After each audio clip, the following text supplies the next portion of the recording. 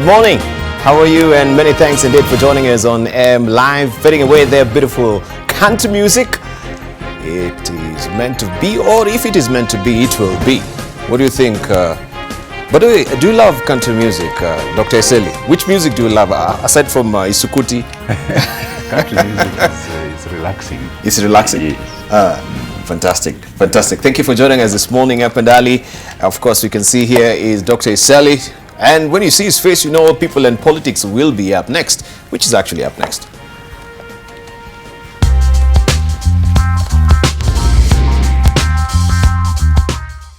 So Eseli, a lot has been happening as far as politics is concerned. We can see now this particular row, or so to speak, the political posturing between Ruto and Raila Odinga as far as the handshake is concerned. And also the debate of the referendum is coming to the fore as well. Your take, briefly. Politics in Kenya has been moving very fast of recent.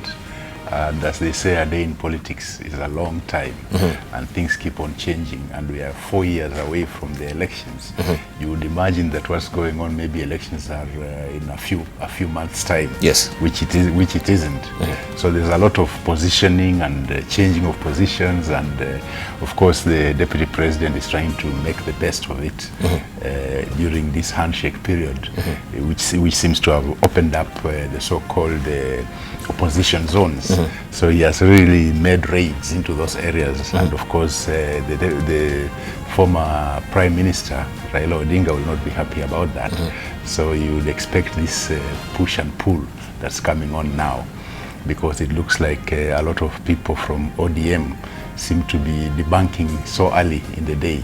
And that definitely is a cause for concern. Cause for concern, of course. Also, Deputy President William Ruto seemed to be, expressing his frustration or his frustrations right now as far as this particular handshake is concerned. So there seems to be a lot that is simmering underneath. So, and of course, this is just epitomizing the frustration and the fomenting anger, maybe, as far as this is concerned with the handshake. I think the reason is because many people are still in the dark about the handshake and what the goings on, and that could lead to the frustrations coming out. With the DP saying that it's a scheme to push him out of Jubilee, which he will not agree, since they pushed him out of ODM. So there are those undercurrents that are all over, so that you find that many people are not actually up to speed with what is actually going on about the handshake and the 6-point agenda, or whatever 7 points or whatever agenda that was. The 9-point agenda. Yeah, 9 point. Oh, now they are 9. Okay. All right, and of course that will be the basis of a discussion. A lot that is happening as far as the political scene is concerned. Is Raila really turning or using this particular handshake to banish his own image? And of course, on the other side is Deputy William Ruto also using the handshake to just get an avenue that he might exit from, of course, the Jubilee party. And this is also what is on the front page of most of the dailies. But we begin with the Daily Nation, which is headlining this particular story. Monica's murder. The plot thickens. A car caught at the wrong place at the wrong time. A mound of partly burnt clothes, a gun and a bullet in a ceiling, conflicting stories of a celebrity couple and a neighbor who is willing to spill the beans. 35 key facts so far. You have this story tucked away on page 2 and 3 of the Daily Nation today. Detectives say journalist faces murder and illegal possession of firearm charges. That is what we have on the front page of the Daily Nation today. Also, the case against Jackie Maribe, the detectives have placed the celebrity television news anchor at the center of an attempt to cover up the murder of a woman 2 weeks ago. They say their probe has not only established that she and her boyfriend Joseph Irongo were together on the day of the murder, but also that key exhibits were found in her house. Gun for hire. Jackie Maribe's neighbor Brian Kasaine below said he frequently loans his illegal pistol to the TV anchor's boyfriend. And you can see his face here on the front page of the Daily Nation today. Still on the front page of the Daily Nation, inside crafty plots or plot to steal exam papers, had teachers from 30 schools fundraised from parents for a bribery kitty targeting a national examination invigilators. Also, MPs to Ruto. Keep off Raila in your rallies. ODM legislators rally to the defense of the party leader after Deputy President called Odinga a dishonest politician. This story continues on page 6 of the Daily Nation today. Let's see what we have on the front page of the Standard. Raila allies why Ruto is unhappy with our man. It's all about 2022 fever. A day after Deputy President accused opposition leader of using handshake to undermine him and try to break up Jubilee, ODM leaders claim DP is working on a coalition against proposed referendum and using Raila name to shore up public sympathy. That story continues on page 6 of the Standard. Also, we have a sad but story there. Sports pacer Bomet man who just won 208 million shillings. It's a windfall. Cosmas Korir, who is 40, from Konoin, almost failed to pick phone call that will change his life, but when he did, he couldn't believe his ears. He had correctly predicted 17 games in the Sports Pacer mega jackpot to win 208 million shillings, and you can follow his story. For many years, little has been expected from joint committees that investigate fraudulent sugar imports because all previous probes have ended in naught. Right, you have that story on page 12 of the Standard this morning. Let's see what we have on the front page of the Star. Is Ruto plotting to abandon Jubilee? That is there. And also a cyber story, witness, I gave gun to Maribe boyfriend. Contradictions emerged yesterday as a close friend of a top suspect in the Monica Kimani murder claimed that Joseph Irongo, aka Joey, shot himself in a botched suicide attempt. All the gritty details also are tucked away on page 6 of the Star this morning. Also, chiefs, police and lands viewed as most corrupt. This is, of course, in light of the EACC recent corruption survey report. You have that story on page 2, and Matangi directs cops to nab school land grabbers. That is on page 10. And also, you can follow another story on page 8. Retired Kibaki gave scholarships to 2 grandchildren. Find all the details on page 8 of the Star this morning. People Daily up next, and this is your splash. Ruto Raila fight over handshake. In a typical Kenyan-style politics, allies stand rivals, tread verbal blows as they rally troops for early warm-up ahead of 2022 State House race. This story continues on page 2 of the People Daily. And we have a quote here from Ruto saying, "Don't pretend you are the one spearheading the fight against corruption."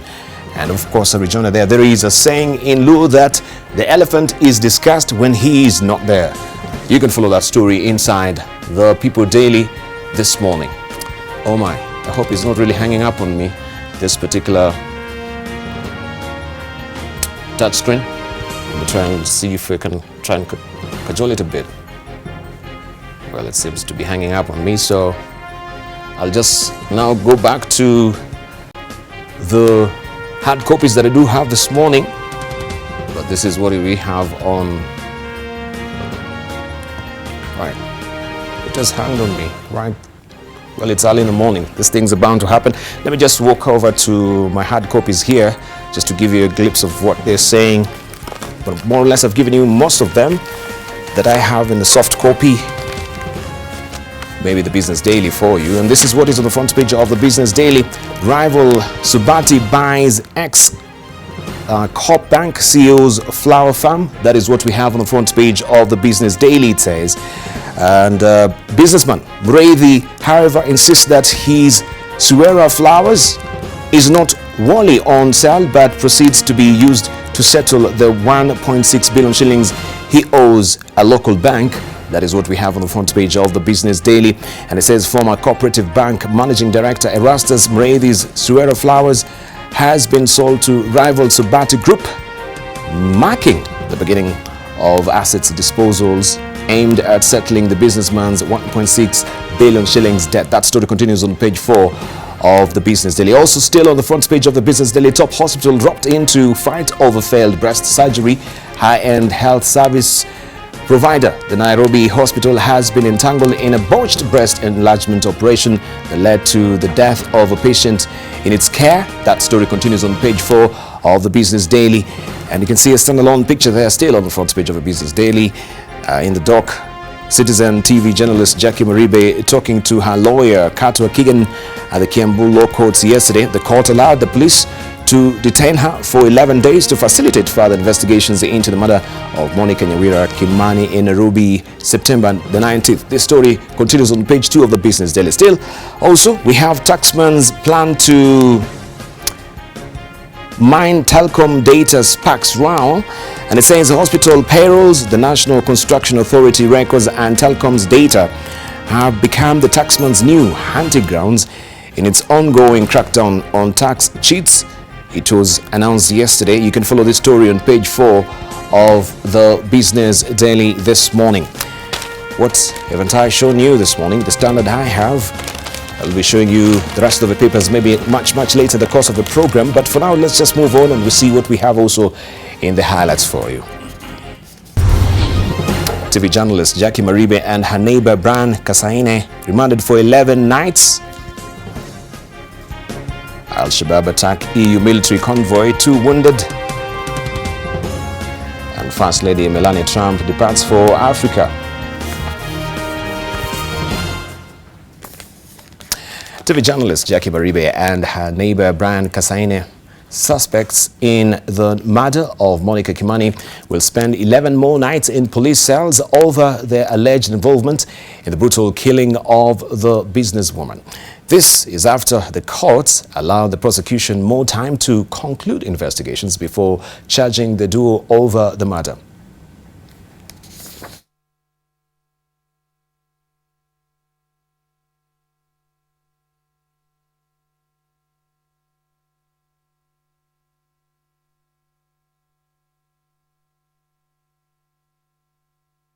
We will also pray that in that period there be reasonable access to the accused, to the respondent, for her counsel. Your Honor, since incarceration on Saturday, it has sometimes been very difficult to access her. And when access has been given to counsel, Your Honor, it has been made available in a public place, which makes it very difficult for the confidential conversation that is necessary as between a client and the advocate to be conducted. The court will take a judicial notice of the fact that recently, actually a suspect was found dead in a police cell. So I cannot say it is above expectation that the court should direct the safety of the respondent should be guaranteed while in custody. Now, the Ministry of Interior and Coordination of National Government, for the second time in 2 years, has been ranked as the most prone to corruption and unethical conduct. According to a 2017 report launched by the Ethics and Anti-Corruption Commission, levels of corruption have dropped to 70.4% from 79.4% in 2016. In terms of government departments and agencies prone to corruption, Kenya Police is leading at 23.8%, as the presenter shared with us. Other departments include, again, the National Police Service Commission at 13%. The Commission recovered stolen assets worth approximately 500 million shillings through court proceedings and out-of-court settlements. And this amount is almost double the amount recovered in the previous financial year of 2016 and 17.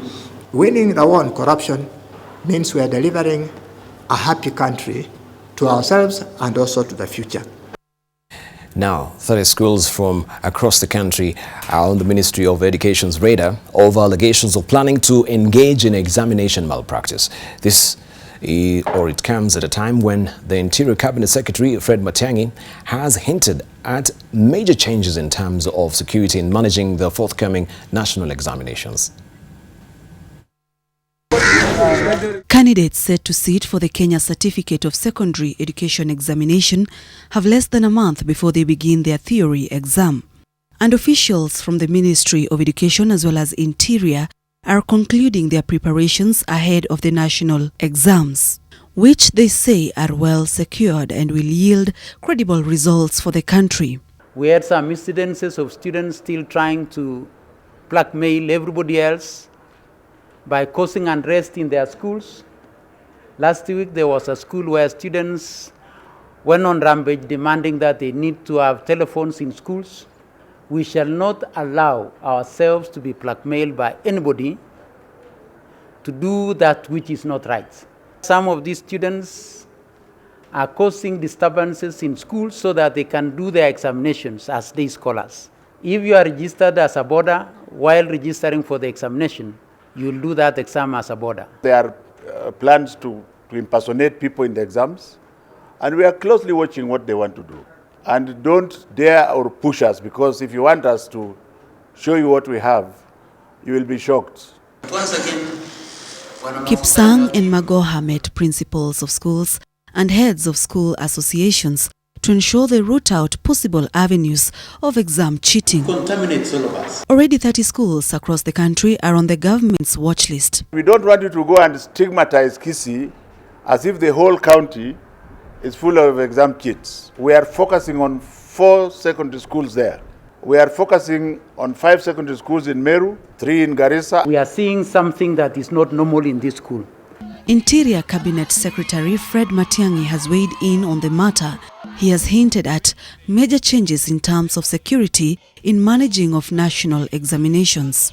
It is inflexible commitment, almost militaristic, to support clean exams. The change that you are going to see from my end of security in terms of managing exams is that we'll be much more swift than we were last year in getting the crooks. Already the Ministry of Education has released monies meant for capacitation to schools. We released 12.7 billion shillings to our secondary schools. We had earlier released 2.8 billion shillings to our primary schools. So in total, we have released almost 15 billion shillings. Even as the Ministry of Education is trying to tie all the loose ends to ensure that they deliver a credible national examination, they hope that at the end of the year, they will not have to cancel a school or a candidate's results due to examination malpractice. Sharon Baranga, NTV, Nairobi.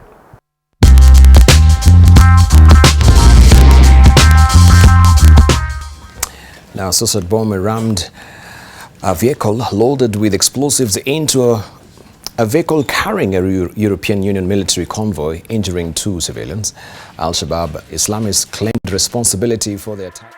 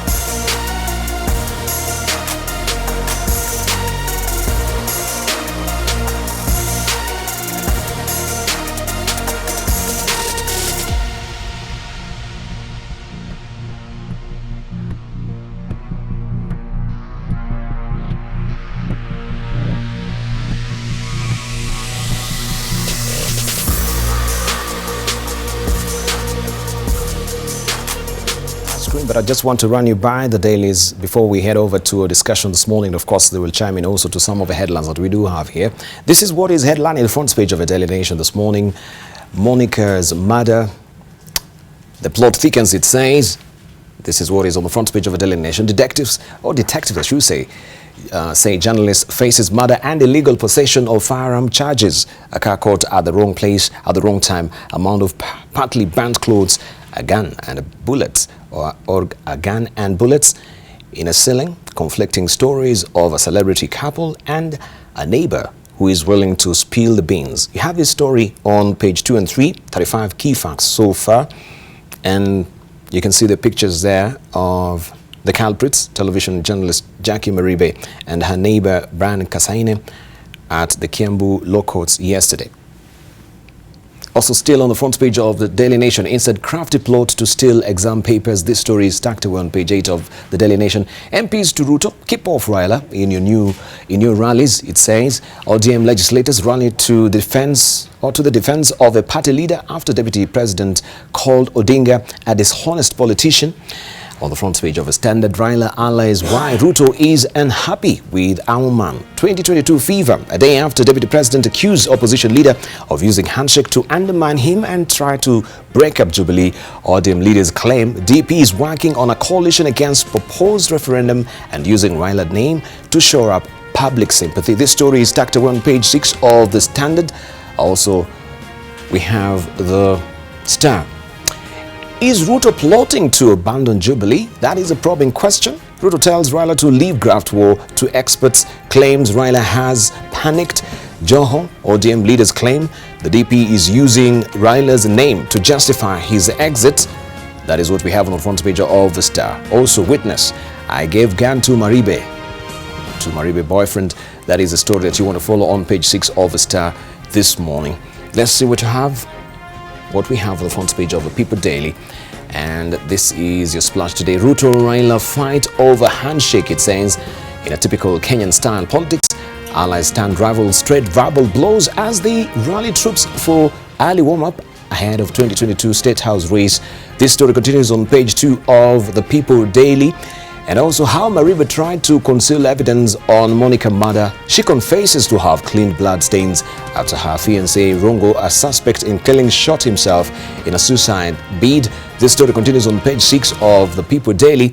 And also beware, your mobile money transactions no longer private. Kenya Revenue Authority angling for a slice of 1.8 trillion shillings changing hands through phones annually. Also, 2017 MP aspirant hits 208 million shillings mega jackpot. That story also on page 31 of the People Daily this morning. We move on and we see what we have on the front page of the Business Daily. And this is your splash today. Rival Subati buys ex-Coop Bank CEO's flower farm. Murray, however, insists that his Suera flowers is not wholly on sale but proceeds to be used to settle 1.6 billion shillings he owes a local bank. That story is tucked away on page 4 of the Business Daily. Also, top hospital roped in to fight over failed breast surgery is another story that you want to follow on page 4 of the Business Daily.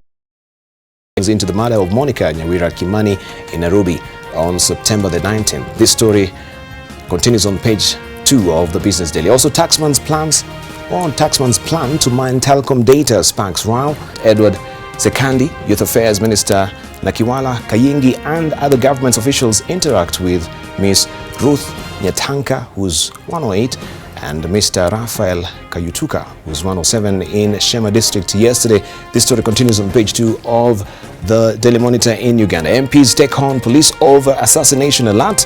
That story continues on page 6, right? And this was a splash yesterday on the front page of the Daily Monitor. Also, Sweden cuts research funding to universities. FDC moves to kick out pro-Muntu officials. Government effects ban on old vehicles. This is on the front page of the Daily Monitor in Uganda. The Citizen in Tanzania, gender wage gap growing steadily, it says.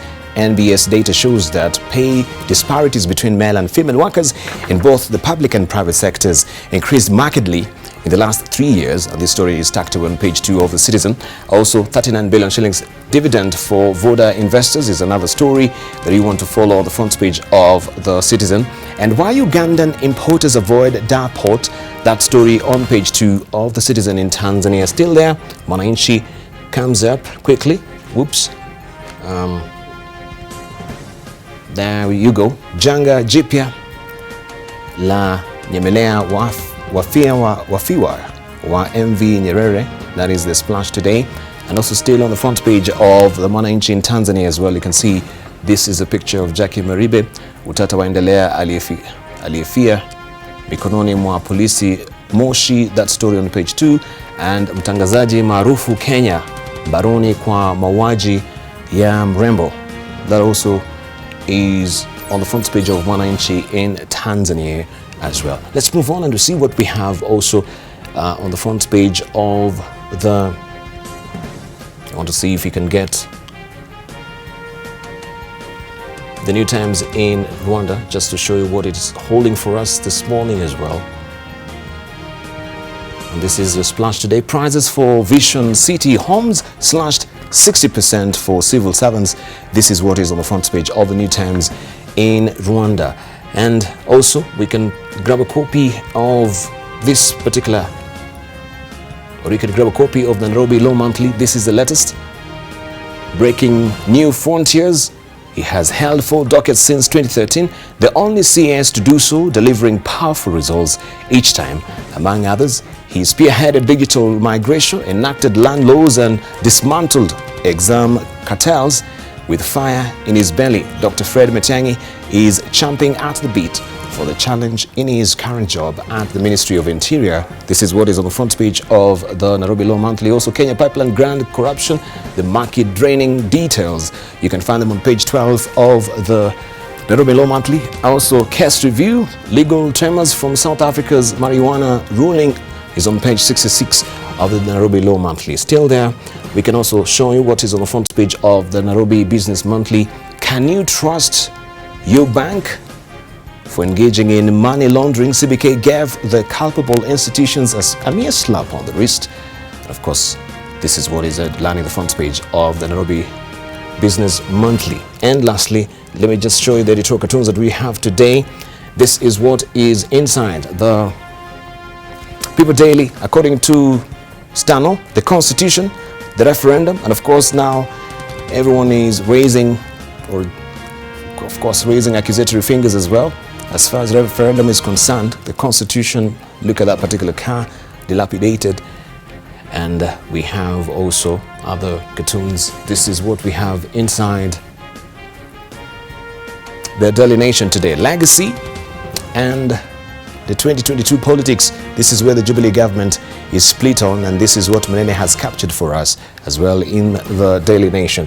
And let's see what we have as well in the Star. It's all about also the handshake in a nutshell. There you go. So 1 or 2 people are steering on the other end, and one person also there is in a whippy mode there. This is what Victor has drawn for you in the Star.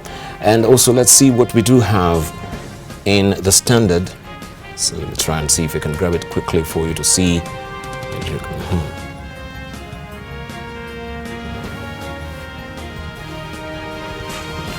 Just give me a moment.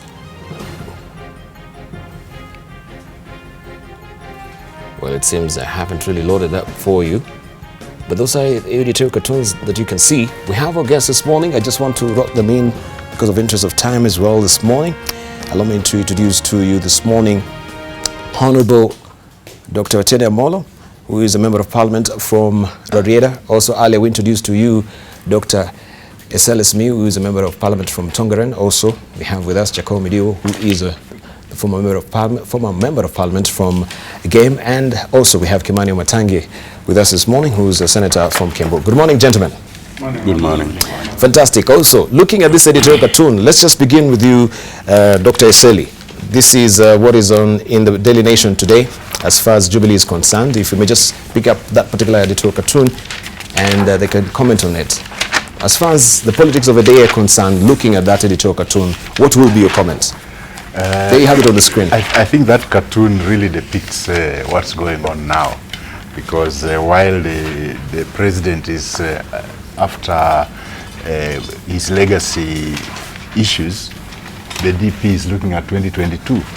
So those two definitely cannot be the same, because the sitting president is not running again. Yes. So his focus is more on what he'll be remembered for, while the DP wants to make sure that he'll get the same chance to be remembered. So they have actually gone different ways, and it hasn't been helped much by the various differing views on the handshake, which I would say that the president has not been very vocal on, while the deputy has been showing signs that he might not particularly be very aware of what the handshake really entails. I think that's what the cartoonist is trying to depict, and I think cartoonists have a better way of saying it all without many words. Okay. Okay, let's hear from Otene Amolo. Yeah, on the cartoon. Well, thanks, Debarl. Good morning, Kenya. I think the cartoon summarizes it all.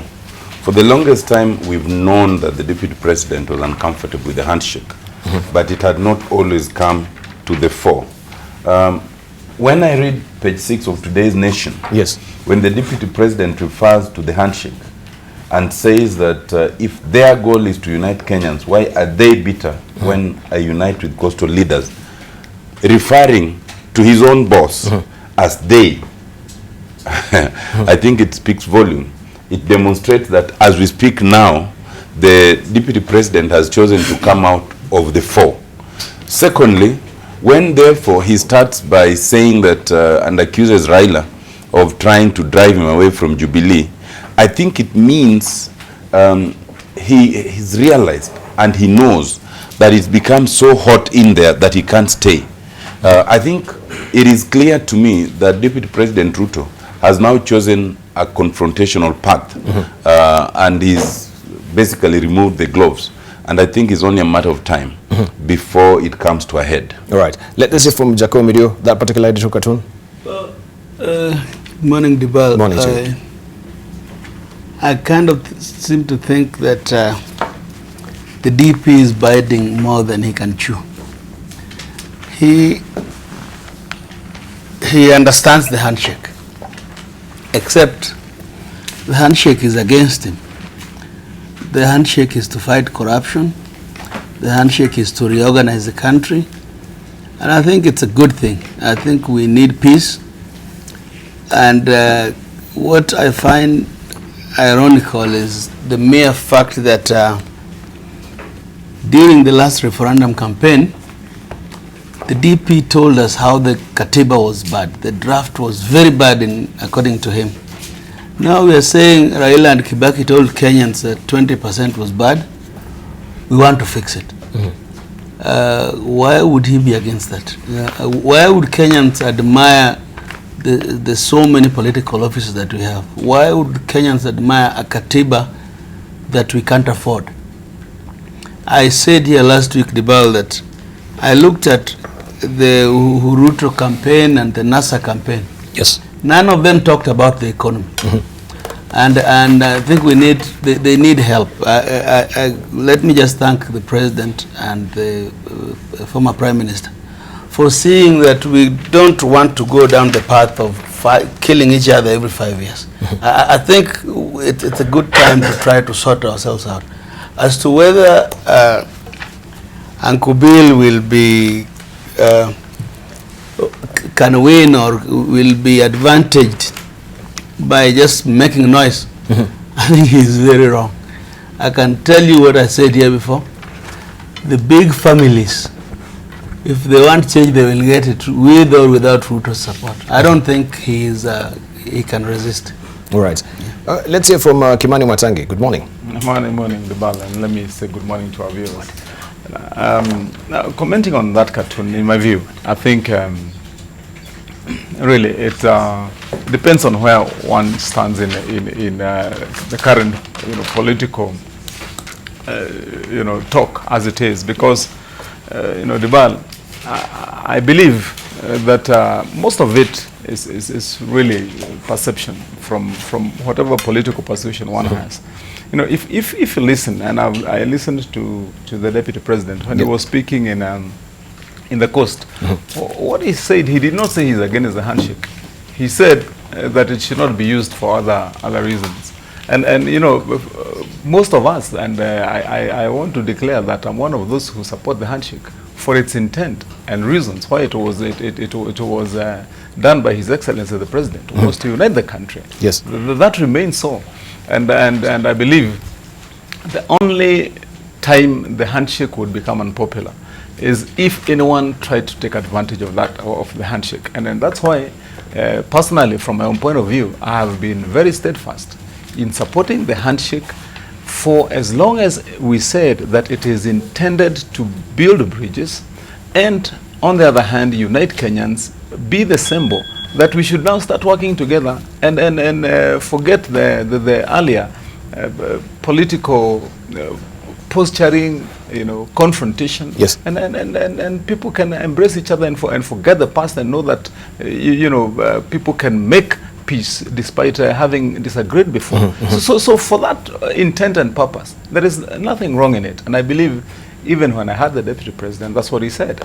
You know, and so that's why I think that from where one stands, that's how you'd make the decision whether this one is going this way or the other one is going the other way. In my view, and as a Jubilee, can I call myself insider? At the risk of telling us more. Jubilee insider will tell us more. I read, something of a new definition for the insider, which I will not discuss right now. It's too lengthy. But I want to say that I believe we are still one, and we have the same vision, same focus. Ensure that we live towards and ensure that Kenyans get what we promised. Right. Bore Halwale, that particular editorial cartoon, if you may just look at it and tell us what do you actually decipher from it? I think the cartoon... You need some water? No, I'm good. Okay. The cartoon is saying things as they should be, because it is not the business of the president to run to the path of the election of 2022. His business is to run towards the path of leaving a good legacy. On the other hand, Uhuru's legacy is not the Deputy President's legacy. So while Uhuru is pursuing his legacy, all the Deputy President needs to do is not to contradict him, but he should pursue his agenda of attempting to win the election in Kenya. Because my colleagues have commented on it, the issue of the referendum and the constitution is very close to this cartoon. But the point is, no constitution in the world is perfect. And that's why, after the framers of the constitution put in the method through which you can amend the constitution, they didn't make it easy. They raised the threshold so that people who want to change it for personal gain, for personal preservation, would not have it easy. So in this case, should it come to pass that we're going to have the need to do a referendum, nothing big. I can see my brother here on my left, Jacoyo, saying that the big families will have their way. Well, he's saying like that because he's one of the people in the school of thought of the need for self-preservation. He wants those families to preserve themselves, and also some of those families, especially his family, has missed out, and that's why it has sneaked into government through the window. So they want to see if they can create a position for their big family also to be in government. But the truth is this, Jacob, with your big families, the smaller families, we are more than you, and we are going to come together. We are going to defeat that misguided attitude that the Kenya belongs to the big families. There are 3, and the rest of the families are over 50 million. Actually, there are 4, and I'm not one of them. you come from the Jaramogi family. No. You know, be fair to me, Bonnie. You know, besmirch my reputation. Now, you know, it is true I am related, but I also have a political opinion. I supported the Katiba on the condition that we would change the bad 20%. I also do believe that Bonnie, being in that camp which was making noise in Mombasa, he would take this opportunity to try to further that argument. I can tell you, as Kenyans, the general opinion, which most of us agree, the counties are too many, MPs are too many, MCAs are too many, the government is not structured properly. I don't know how that comes to... Was it so hot that you allowed Jacob to take my He called mic? my name. Yeah, to take my mic. But having said that, I have said that there is nothing wrong with amending the constitution. Thank you. No constitution is perfect. What I'm saying is, whereas wananchi would like a constitution amendment question yenye itasema itapunguza mziko, the big families are attempting to use that excuse to create even more positions for themselves. Prime Minister, Deputy Prime Minister. Thank you. We shall look to that. And so on. We shall look into that. That will be defeated by wananchi. Thank you very much. But of course, let's also look at what Ruto said at the course so far that has really sparked this particular row between Raila Odinga and also the Deputy President William Ruto. Let's just take a listen. Hamuwezi kunifukuza ODM ati mkanifuata ati mnanifukuza Jubilee. Haiwezekani.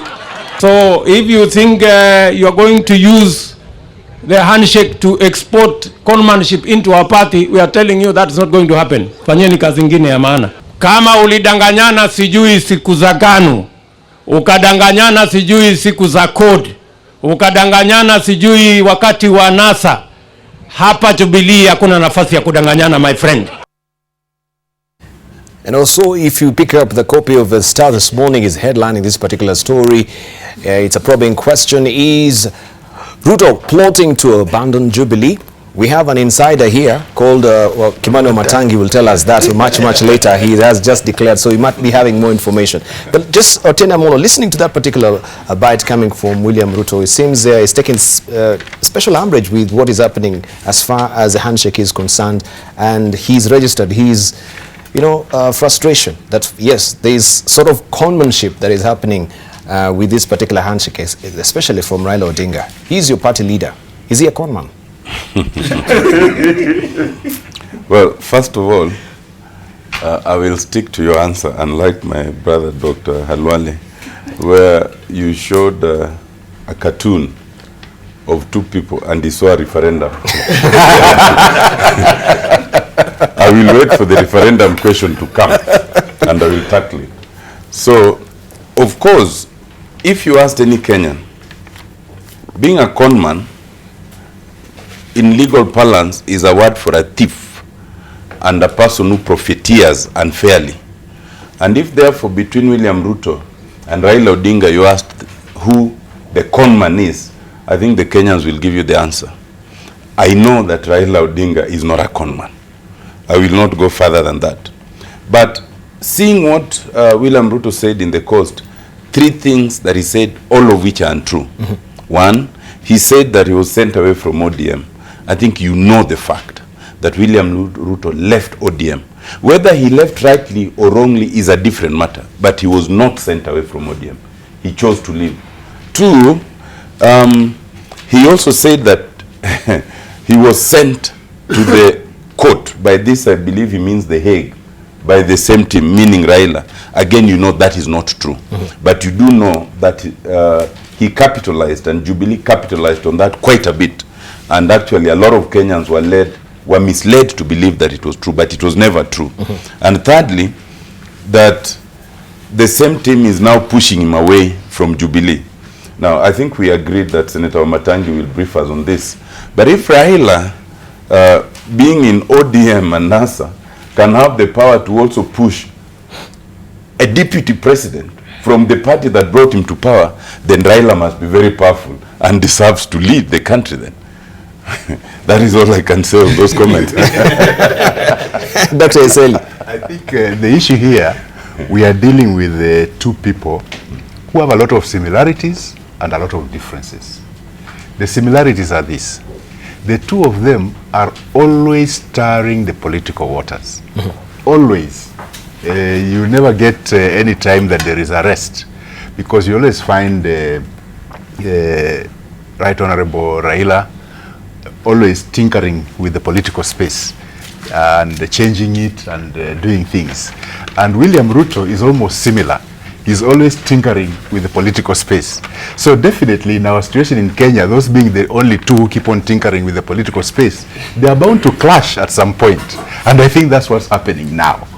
As far as issues of the referendum are concerned, when we passed the new constitution, we were all agreed that 20% was not good, needed to be looked at.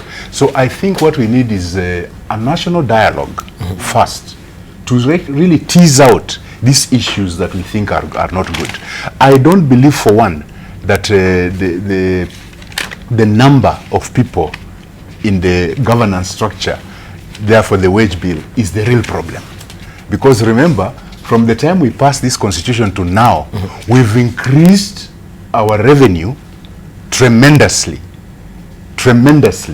and yet the Public Service Commission has not been hiring. So actually the hiring has been virtually stagnated. And a lot of these people, we are saying the wage bill, were about 30% were devolved to the counties. So the wage bill is just a red herring. I think the critical thing here about our financial dire straits is the I would call it the unreasonable borrowing that we've done, such that we owe so much and we cannot really see what this money has done. And part of this money was not injected into the economy, because when you take a loan from China and the Chinese come with everything, including cement, to do the standard gauge railway with their employees, and the money stays in China, it doesn't come into the economy. So that is where our problem is. We should not, yes, we have a huge wage bill, but that is not the real critical matter. The critical matter is our unreasonable borrowing is what has put us in dire straits. Right. So changing the constitution should not be about the wage bill alone. Changing the constitution should also be about who borrows, how much, and when, and who controls it. Because it looks like Parliament has weakened to a point that they cannot control the executive's borrowing. Whenever something comes in to increase the ceiling, Parliament will always pass it, because they are all majorly Jubilee MPs. So I think for the constitutional review, let's have a national dialogue, let's look at it and see whether in our current circumstances it's right to go in for, because remember, the implementation of the new constitution has not gone on well. So we cannot really blame it yet, because the implementers of this constitution, which is the executive, majorly were lukewarm or totally against the new constitution. Thank you. Allow us to take a short break. When we circle back, of course, we will get to understand deeply on whether we need to really restructure the government. Are we really having a heavily bloated government that the wage bill also is bearing upon Kenyans as far as taxation is concerned? We know, of course, what really happened with the VAT recently, but also this question of referendum. Where is it headed? Right now, we know they've been saying there will be no referendum. That came from President Uhuru Kenyatta. And also, we hear Raila Odinga is calling for a referendum. He said, prepare for a referendum. So, are we reading from the same script as far as the handshake is concerned? And why the double speak? Why are they speaking for both sides of the mouth as well? We look at this at the other side of the break. And of course, is Ruto preparing to bolt out of Jubilee? We have an insider who will tell us more on the other side of the break.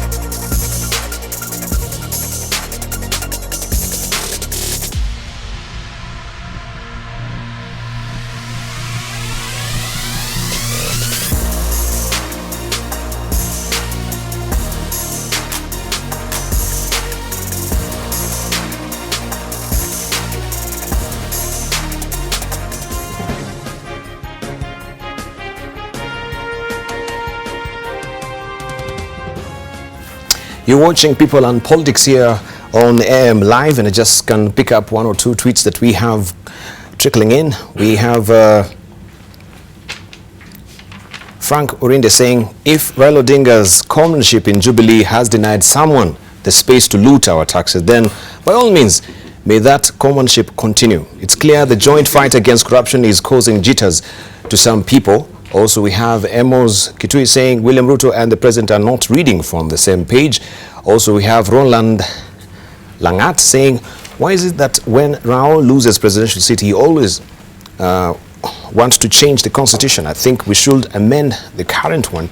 And also Emmanuel saying, our politicians, instead of advocating for better medication for Kenyans, help fight corruption, they instead participate in high taxation on corruption. And this referendum is to see how it will benefit their political journeys. So we promise when we circle back, of course, we'll get to hear from Jacomi Dio and Kimani Matangi as well. The insider. The insider. We should start with the insider. Let's start with the big family. Let's start with the big family. Okay, let's start with the big family. Small family. You know, when Ruto says he was kicked out of ODM, remember the Mau lie? You know, the ODM manifesto in 2007, I forget which article of it, talked about restoration of the Mau. And I remember being with William when he was really expending his energy to say ODM itaboresha uchumi, will take care of mazingira.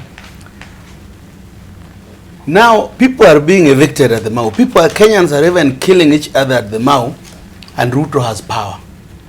So who is a conman? When Raila said, please let us restore the Mau, he said Raila was against Kalenjins. And now people are killing each other. He is in Mombasa opening county projects. Health is a devolved function. Water is a devolved function. So he's going around with governors opening county projects. In other words, it is true he never wanted to change the constitution. He is still trying to have us live with the old order. And we are not going to let him, because we are even saying Harambes are not the answer. Let us do things which don't make our people poor. I saw somewhere he went into a church and he gives a church 5 million. In fact, the church, please, the church can help us. When you see people clapping for somebody who has given 5 million shillings without explaining the source of it, there is a problem. You know, 5 million shillings is no chump change. It's a lot of money. But he say, mimi na governor tutawapea, sijui na mjumbe tutawapea 5 million. What are you telling Kenyans? Where umetoa wapi? I thought you just told us you are a chicken farmer. But now you are living. So what am I saying, Debarl? That this, the noise about referendum, because we are not there yet, is meant to scuttle the war against corruption. And I hope the president and the former prime minister reads his right. Because remember where we were when immediately after the handshake, people said there's not going to be referendum. We are back where we were about 5 or 6 months ago. Because I can tell you, William knows that this war will one day land on his doorstep. It will eat people around him. It will go so close, because we have decided to change in our attitude as Kenyans. I'm now talking as a private citizen. Yes. Yeah. Right. Okay. Let's get to hear the inside information as far as that headline is concerned on the front page of the Star. Or rather, the inside story. The inside story.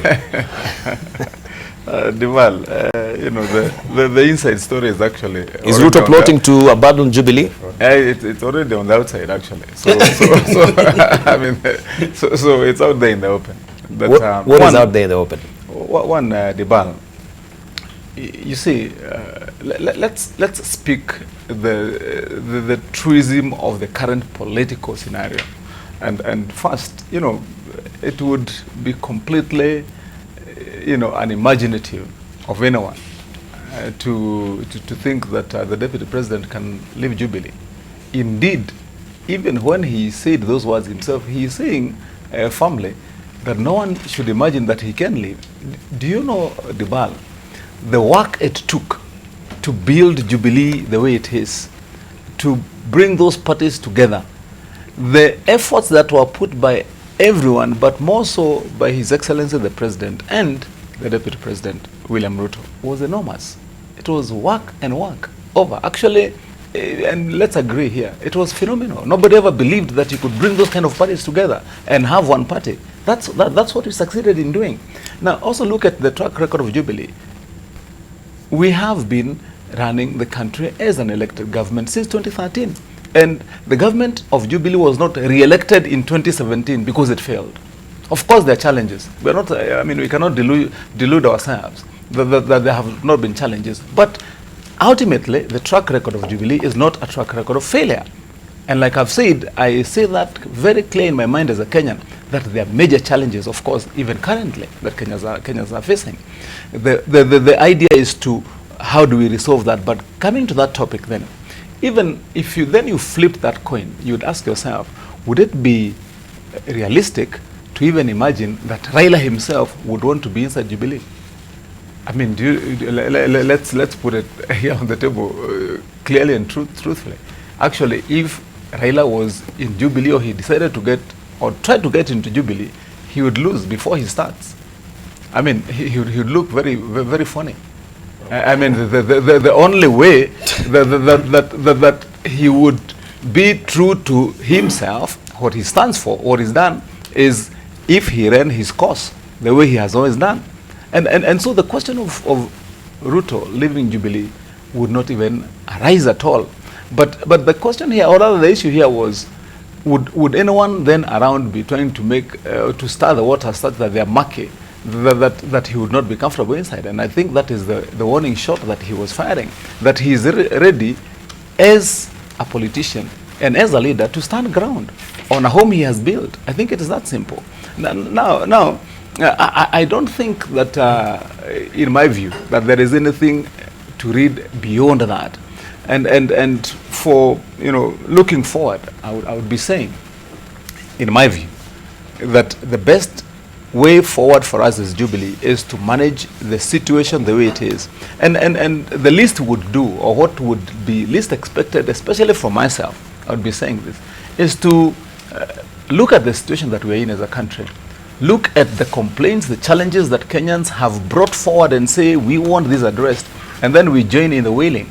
What would require to do is offer solutions out of where we are. I mean, you know, we have no other country other than this country as Kenyans, and we have nowhere where we are going. We must realize that and understand that, either in government or out of government. So the way forward is to ask ourselves, because Kenyans are expectant that there will be solutions from the challenges that we have right now.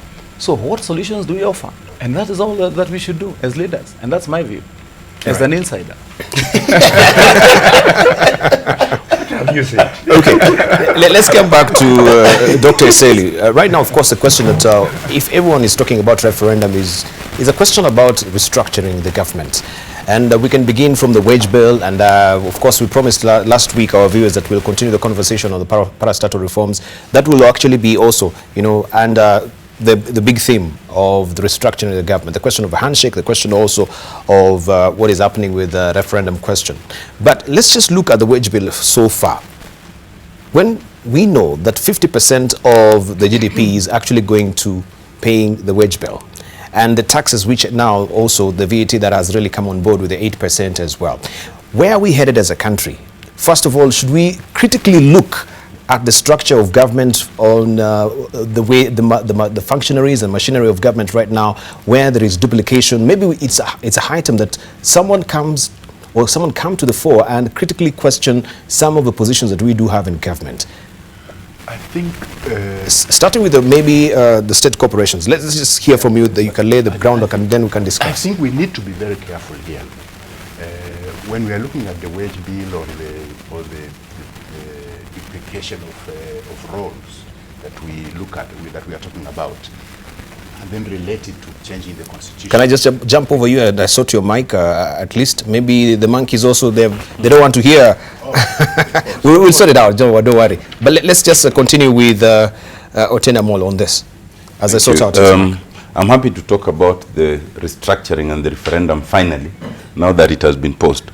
But let me comment on the insiders, what the insiders just told us. Yes. He has actually told us three things, both of which are all very interesting. First, he has assured us DP William Ruto is not leaving Jubilee. Secondly, he has assured us, which we all know, that Raila is not about to join Jubilee. Thirdly, he has said William Ruto is merely firing the warning shots. What he didn't say is the warning shots to who? William Ruto can only be firing warning shots to Uhuru Kenyatta, because that's the only person with whom they have been in unity. So I think the summary of what the insiders told us is that the dynamic duo are no more. There's trouble in paradise. That trouble is probably good for this country if it will help us, put us in the right perspective. Yes. Now let me come to your question. I firmly believe... Well, that's an outsider's view. Interpreting the insider statement. I firmly believe that our state needs restructuring. And I don't think there's anyone in this country who doubts that. If you ask anybody, they will tell you something is wrong somewhere. Yes. Each will tell you their version of what is wrong. They will not be united, but everybody is agreed. Whether it's those who blame us, members of parliament, whether it's us who blame the executive, whether it's the executive who are blaming the various offices in the land, yes, whether it's the others who are blaming tax, there's a problem. And so I think we must have a conversation around the structure of the state. You cannot have a conversation around the structure of the state without having a discussion on the constitution. That discussion is ripe. Every serious country anywhere in the world, after passing such a transformational constitution, yes, a radical change as we did 10 years ago, 8 years ago, every 10 or so years must have a conversation around, did we get it right? Did we get it wrong? If we got it right, what do we strengthen? If we got it wrong, what do we change? So the time is right. 10-year cycle is a decent cycle for any discussion on amendment or changing or adjusting the constitution. Secondly, whether we like it or not, the constitution that we adopted forces us to have that conversation. And it forces us in a variety of ways. The clearest is in Article 89 of the Constitution, read together with Article 188. Article 89 of the Constitution requires the IEBC between minimum 8 years and maximum 12 years to relook at the boundaries of constituencies, including numbers, including size, including name. So whether we like it or not, before the 2022 elections, the IEBC will have to have looked at that very fundamental question. Should we retain the number of constituencies at 290? Should we reduce them? Should we increase them? Should we rename them? Should we do whatever else? There's nothing more fundamental in this country than the question of restructuring of constituencies and counties. When that question comes, then we will have to ask a very fundamental question. While I agree with Dr. Seli Simiu that there are many people who have been scapegoating, blaming the number of constituencies, the number of counties, the number of new offices in the new constitution as the reason why we are in this problem. That is not true. However, we will still have to ask, do we need the 290 constituencies? And even if we do, are they rationally distributed? You must remember that when we started writing the constitution, there were only 210 constituencies. Most Kenyans actually wanted a reduction in the numbers, and that is the truth. But we could not reduce it because the same Kenyans who wanted a reduction, if you ask them, would you vote for this constitution if your own constituency was taken away? The answer was overwhelmingly no. So we therefore shied away and said, let's retain it at 220. Then at a future date, it could be properly examined and possibly reduced. But members of parliament instead increased it by 80. And that was not the view of the people. That was the view of what the members of parliament then called a deal breaker. Do we need to live with that deal breaker of some random increment of 80? We must examine a very fundamental question. If we are in support, and I think most of us support the idea of the handshake, some support it for different reasons. Some support it because it brought some instant, calmness without addressing the fundamental issues, and that is good for them. Some support it because they see a future of a nation together, like me. But if we support it, the handshake itself, if you look at its terms of reference, if that team works on those terms of reference, it will have to involve some changes. Some will be statutory, some will necessarily be constitutional.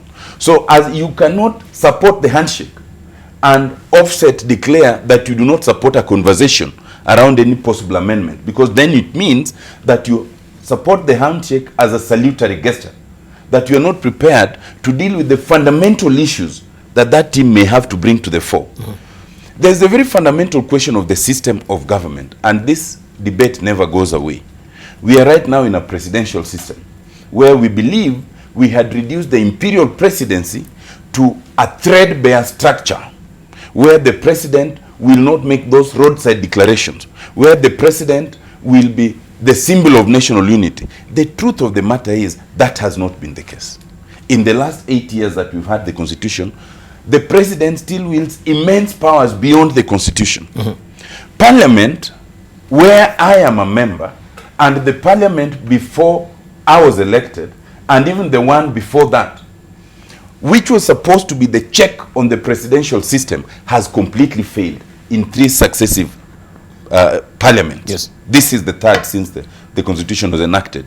Do we therefore still live with the theory and myth that you can have a presidential system with a weakened presidency, with a parliamentary check? So the summary of what I'm saying is that there are very, very many fundamental reasons and the time is ripe to relook the question of the fundamental structure of this constitution, including why the constitution creates structure and the executive has created parallel structures all the way to the lowest level, all of which are paid, most of which duplicate those duties. All those, and that is the context in which we look at the parastatal reforms. It becomes a very small subset of a very big issue. Of a very big issue. Yes. Could we just pick up on the parastatal reforms, and Otieno Omolo has raised also the question of the constituencies and the counties as well. Do we need also the 290 constituencies as it is? Vis-a-vis also looking at the austerity measures that the government is trying to put forth. Is it sustainable in the first place? 5 years down the line, we haven't seen any change with the parastatal reforms. While I agree with Dr. Amolo and what he has said, there is perhaps one that I don't agree when he says the successive 3 parliaments have failed to check on the executive. The 10th parliament where I was, I think, was very effective on checking on the executive. I think we did a sterling job, given that it was a grand coalition government and things like that. So that was before the handshake? From the 11th parliament to the 12th parliament, we've had what I would call a catastrophic failure of parliament to check on the executive. Now, about the constitution and whether we need to review it, yes, the constitution is a living thing, and we need to review it now and then when need arises. And those of us who campaigned for it first, we were aware that 20% of it needs to be reviewed. So the question of reviewing the constitution, to me, is obvious that yes, we need to review it. But there are those who will be saying no for their own political reasons. So reviewing the constitution to me is the right way to go. But now the problem is this. The way it was implemented by the current executive was all wrong-headed. So you cannot really blame a number of failures to the constitution itself. It's the constitutionalism that is lacking. And that has raised a number of the problems that we are facing. Take the provincial administration, which was supposed to be restructured. What have we done? We've actually loaded more onto it, and we still complain about the wage bill. The problem we are going to face if we review the constitution right now is that the people in charge, who were never for this constitution in the first place, will take advantage to try and return us backwards. You see, we are dealing with a conservative administration. This conservative administration definitely will want to roll back some of the gains that we made. So my view is that for those who are liberal Democrats minded like us, yes, we have to keep on engineering and re-engineering the political space and the economic space to ensure that Kenyans benefit more. Because once you stop tinkering with it as liberals, then you'll stand still and democracy will fail.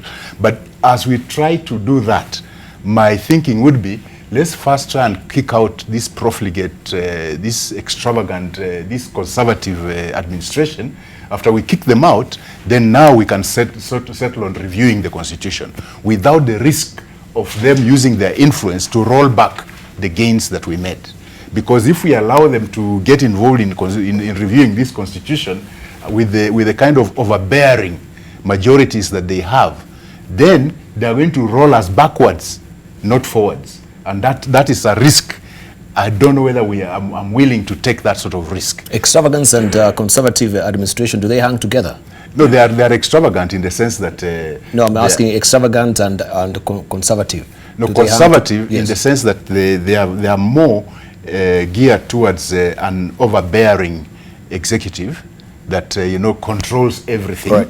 And in the process, they don't respect the various institutions, including Parliament. They have no respect for it, and in the process, they have spent resources profligately. We are having a problem with our finances. Right. This question about referendum has been hanging over us for a long time. And I think ODM, also when we had Bode Khalwale, you used to be in ODM at some point, weren't you? You're right? Never. Never? Oh, he's never been in ODM. Right? Hey. I don't know why I'm writing another illusion. But the question of Okoa Kenya referendum was in the ODM. We've had a question of Punguza Mzigo Kenya. Punguza Mzigo Mpunda Amechoka. This was also a question of referendum. Still talking about some of the issues that are pertinent here that we are actually talking about this morning. From your own end, do you think then this rallying call that we have right now will actually have politicians particularly intent? I know some will be divided over it, some of course also will be for it as well. I don't know where you stand today as far as this referendum question is concerned. We've never heard also from Ford Kenya their stand as far as referendum is concerned. Maybe today, you as a deputy leader, you'll tell us where Ford Kenya is. You also have your general secretary here, so I know you'll be reading from the same page. What amazed me over the weekend is that at a function attended by Amolo and Orengo, they told Kenyans that because we passed this constitution knowing that there is 20% which was to be fixed later, we should now do it, and in the process of doing it, we should introduce parliamentary system of government. I had it. What Kenyans must know is that the moment you touch the system of government, that is far beyond 20%. Because the system of government is at the heart of government. We are today parliamentary. We are today presidential. If we choose to go parliamentary, it means we will be amending our constitution by over 20%. I therefore want to make it extremely clear from my own viewpoint and the position of Fort Kenya is that we are united with the rest of Kenyans who believe that in accordance with this constitution, the constitution should be relooked at, but not for purposes of creating offices and positions for people who feel that they did not get what they wanted at the last election, but for purposes of making the cost of running government cheaper, for purposes of returning greater benefits to the people. And in this line, we are talking about devolution. We would like to strengthen devolution so that the 15% that we provide for in the Constitution should go up to 45%. More resources to be at the grassroots. we would like to amend the constitution so that we have inside the constitution reforms that will make elections to be done better, reforms that will make sure that elections do not result in what Brother Jacoyo talked about, violence at every general election. You are not going to achieve that by thinking that if you introduce to the position of president, deputy president 1, deputy president 2, prime minister, deputy prime minister 1, deputy prime minister 2, you will cure this. We must make only those reforms that will make the cost of running government cheaper. Now, on the critical issue of the number of constituencies, number of wards, number of counties, I believe strongly, and because I was there, that the 47 counties that we have today was simply whimsical. Because I remember clearly when we pinned down the minister, Mother Karua, can you explain why it is 47? She told us, we are remembering the old districts that were there in 1992. The thinking, Jacoyo, remember when we were at the School of School of Government. The thinking was that we have only 14 counties. But when people went to Naivasha, they then come, when the select committee went to Naivasha, they come back with the story of 47 counties. Why is it important that we think about the 14? It is because with the 14 counties, you're going to have big counties like the county of Kakamega, big counties that have got economic sense. I have nothing against the people, the great people of Lamu. I have nothing against the great people of Isiolo.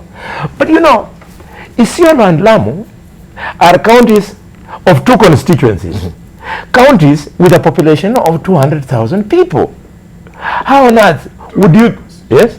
That is equal to Tongarel constituency in Bungoma. Small, like a population of 200,000. Yes. So these are the things we should address. But if you go and say that let's target the people of Isiolo and the people of Lamu counties only, they'll fill the old story of marginalization.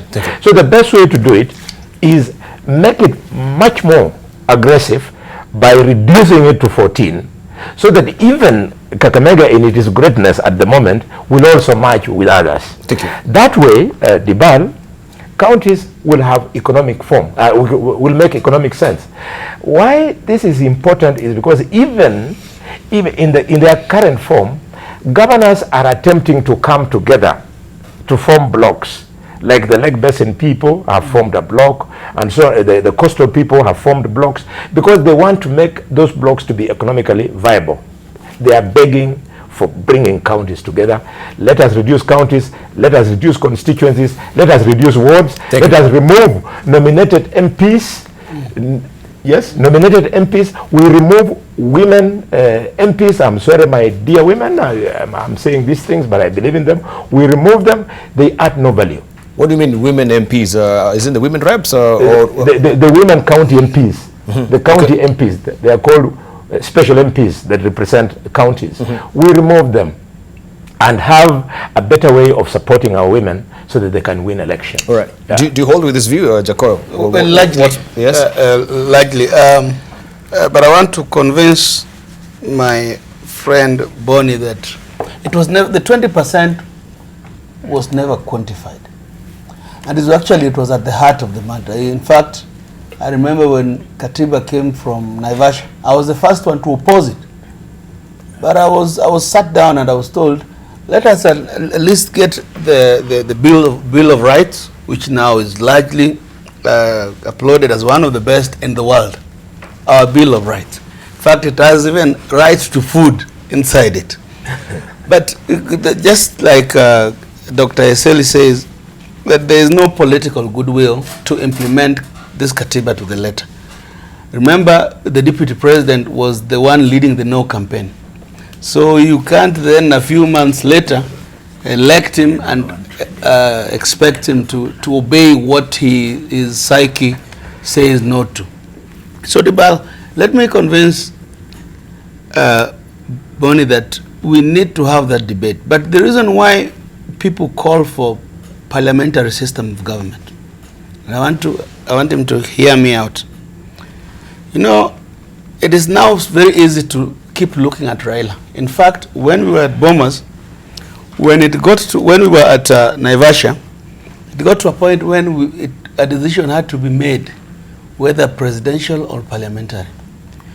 We accepted the presidential system because we knew the other side, the party before Jubilee, PNU, would refuse the rest of the constitution. So we said, let's deal with this issue going forward. That's how we arrived at this talk of 20%. But let me tell you, Bonnie, we have to deal with this issue of two-thirds principle. The best way to do it is to go on party list. We have to change the way we arrive at our leaders. We have to. What is obtaining today is not working.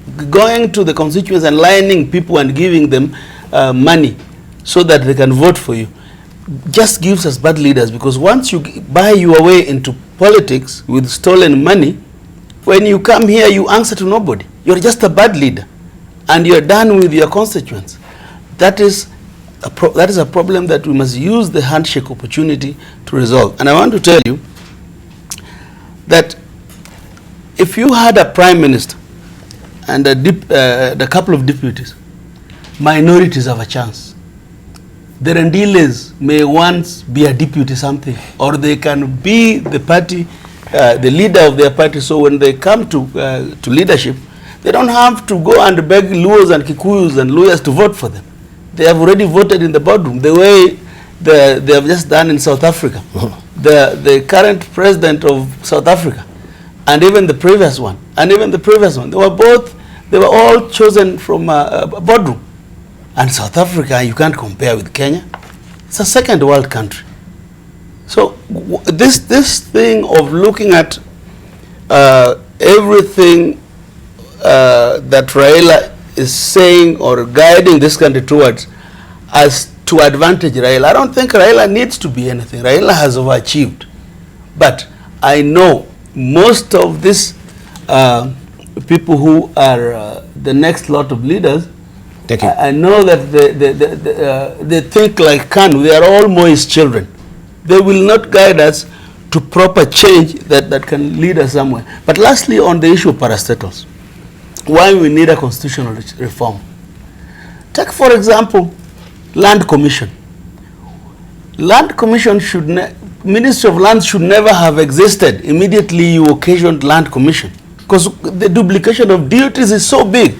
In fact, that's what Zuri was chest thumping, because he is made now to work with politicians as opposed to being an independent chairman of Lands Commission. The duplications are simply too heavy for us to bear as a country.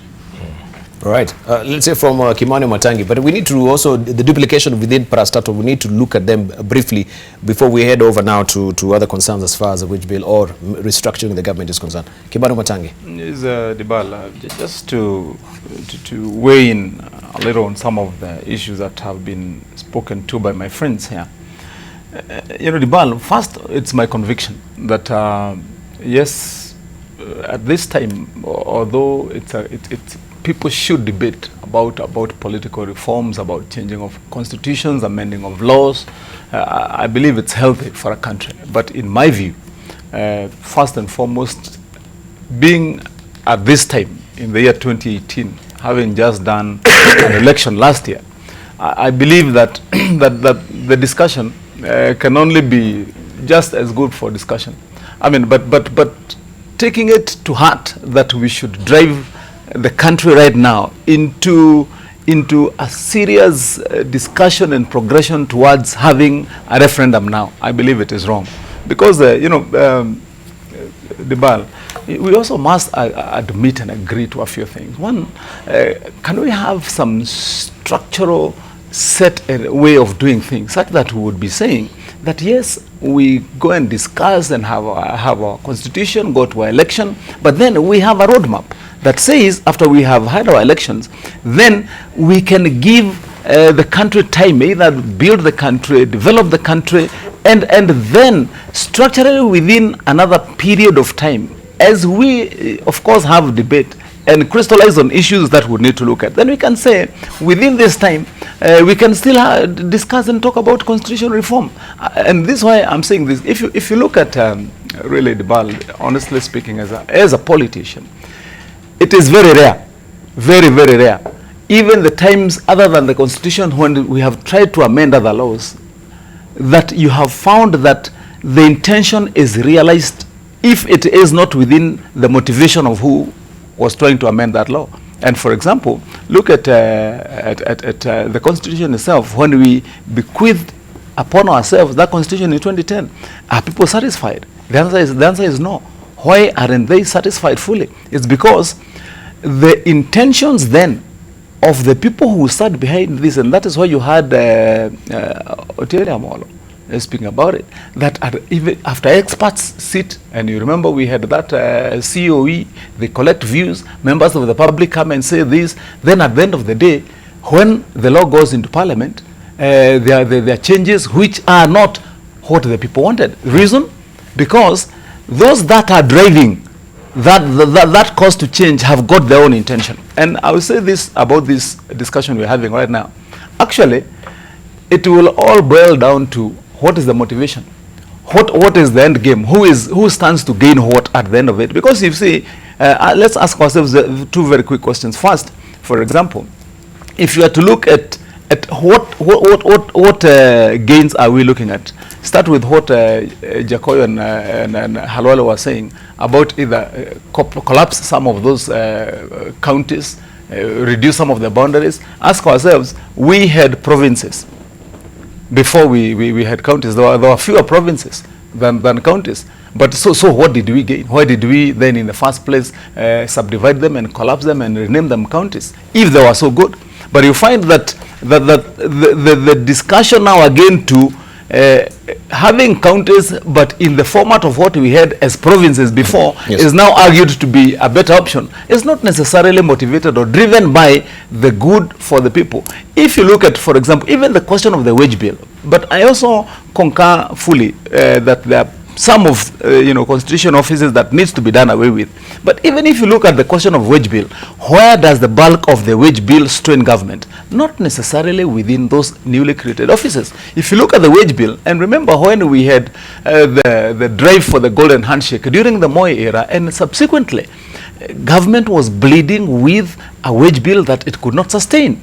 And that question even today has never been settled. So even after this is done, you see, without the correct motivation, that is to trim down the expenditures, you will still have this window dressing, which is not intended to really achieve the intended result. Lastly, Debarl, I believe there are some issues there that are correct that we need to address at the right time when we have to talk about a constitutional change via a referendum.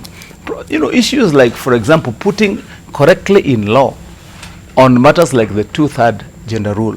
Those are things that we would say this is how we would frame this so that it does not continue to be a quagmire that you cannot deal with when you're dealing with offices. Thank you. But I believe ultimately, largely, if and we should not either wish ourselves or work ourselves to becoming to getting into a situation like Somalia. Let's remind ourselves very clearly here. Do you know, Debarl, Somalia did not collapse to what it is today because they had no leaders, not because they had no laws, but because there was competition that was unchecked, that everybody believed that every day you can change a new law and have a new leader and everybody has got a right to be accommodated somewhere. And that unchecked competition is what tears down a country. Thank you. So if we can be true, and that's why I would want to refer to, for example, if you look at the American Constitution, more than 200 years down the line, when they refer to the First Amendment, the Second Amendment, whatever, how many times have they gone down to amend their own constitution? Because you make a law, you believe in the law,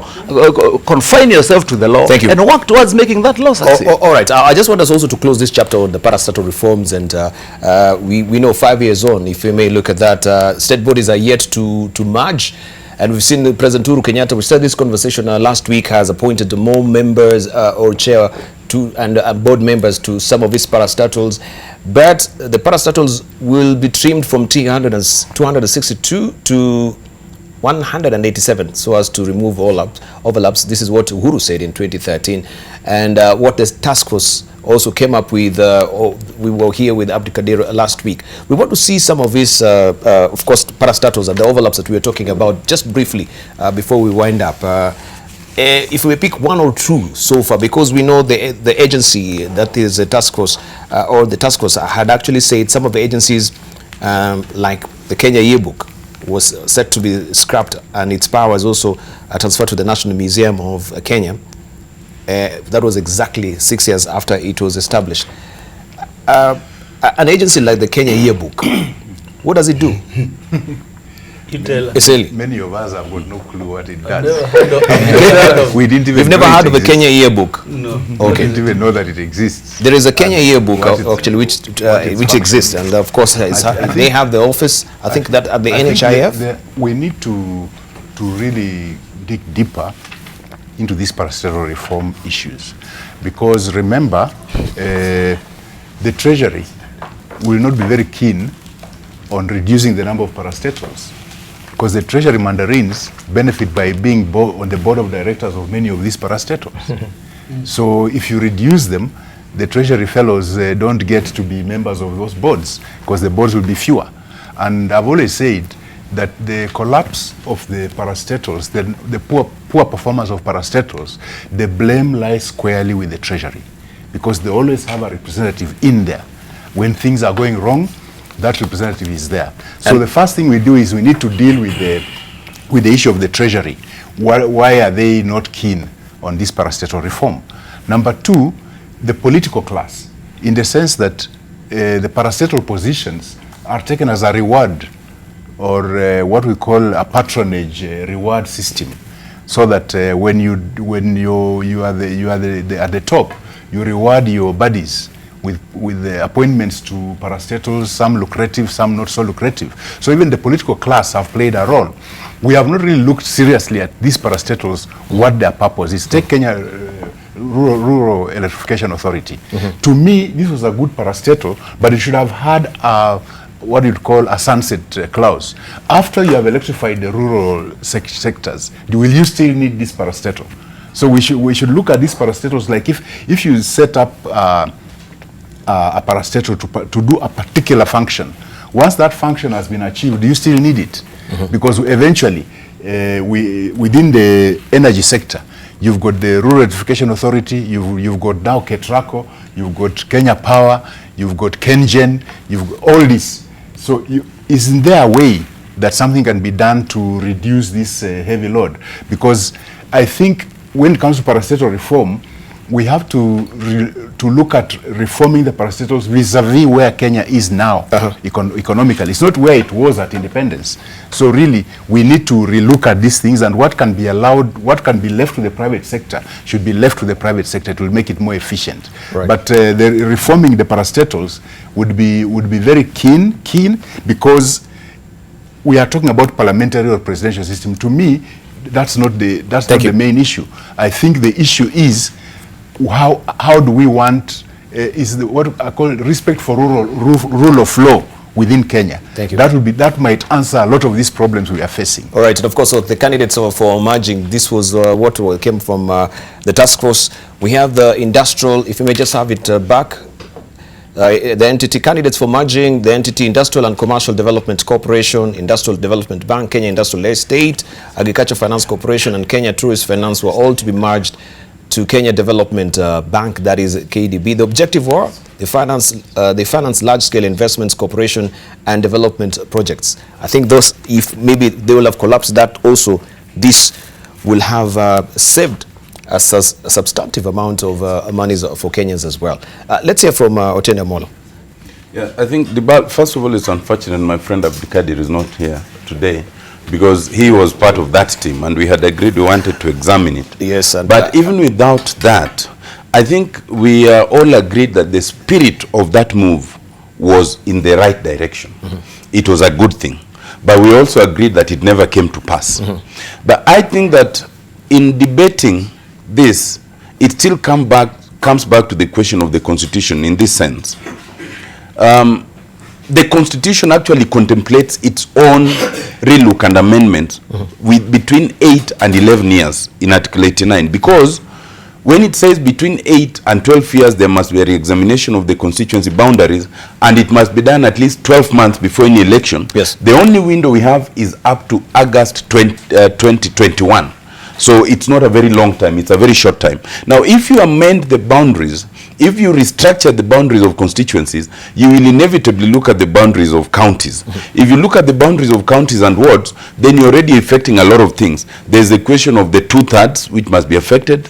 There's even the question of the presidential vote. By what margin is one declared president? Now, this restructuring was one that was intended, the initial intention was to bring the structure compliance with the Constitution. The first question that they should have asked, and I imagine they asked, is there a body out there that is statutory, that is purporting to do the same work as any entity created in the Constitution? Because then that body must go. The second question would be, is there a body out there that is doing the same work as another body that is statutory? And there are many, the example you just gave. But the third issue that they should have asked, they may not have asked, is, are there bodies that are actually created to do the work that has now been bestowed on county governments? Now, there are many also, and that was not asked. If you look at the retinue of bodies that we have, you will find so many that are purposed to do the very same thing that individual counties are supposed to do, or counties as a collectivity. So we need to look at that structure that was proposed. We need to look at it, examining these three issues. There has been a reluctance to implement it for 4 reasons. One, Dr. Seli has spoken about, the idea that you must create spaces for reward and patronage. But there are 3 more. The second is that the truth is there's been great reluctance to follow the Constitution. So many would rather have a body where you control who is appointed, they do what you say because they don't have constitutional independence, and you can remove them at will without any protection that is accorded to other bodies in the Constitution. That is another reason why they're retained. The third reason why they're retained is that many of them are avenues of corruption. I think we've said in this show before, and it is true, but the genesis of corruption is never so much in the spending, it's in the budget. Those who engage in corruption give money to some shadowy entities that they know those entities can neither use nor do they need. But they are sneaked into the budget, and once the budget is passed, then that's where they get the money. You will not be able to get those monies from these constitutional bodies. The fourth reason is it is a way of limiting parliamentary accountability, and it's a way therefore of limiting the sovereignty of the people, because it's parliament that is supposed to exercise that sovereignty. Thank you. So that when you misbehave, you are removed and all that. But let me say one last thing. I think I'm happy that Dr. Halwale says that he supports the idea of relooking into the Constitution and possibly changing it. It's not so much a question of 20%. For me, I've never spoken of the 20%. For me, I believe that in those, we had the best Constitution at the time. But I think that when you say you support the Constitution, you don't say, but I don't support it for creating positions, because no one has said that. First of all, Raila has occupied all those positions.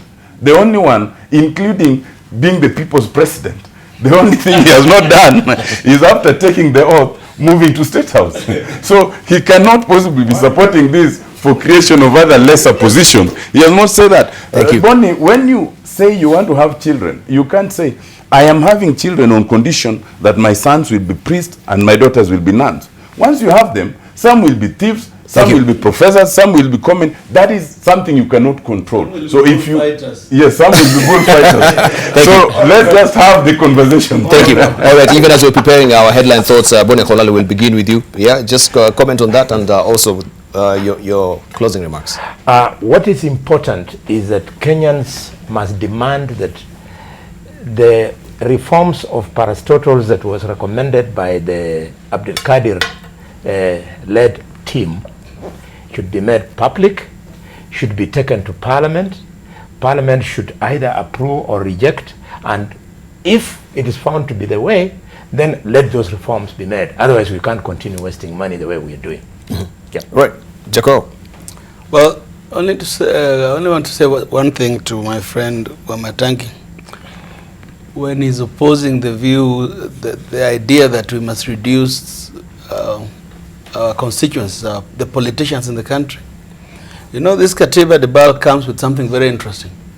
There is something called Equalization Fund. Equalization Fund is supposed to help counties which are marginalized, you know, come up, and it has a sunset clause. The problem is now that you're taxing people in Kiambu and giving money to counties which are not viable, and then again giving them Equalization Fund. There's a problem, you know, unless for somebody who has nothing to lose like me, because I'm not a member of parliament, I don't even belong to their political parties. I have to say, when there is a wrong, you cannot tax people here and take to governors to steal in the name of the so-called marginalized communities, and yet there is Equalization Fund in the Constitution. Thank you. Thank you, Debarl. I think on that one, last one,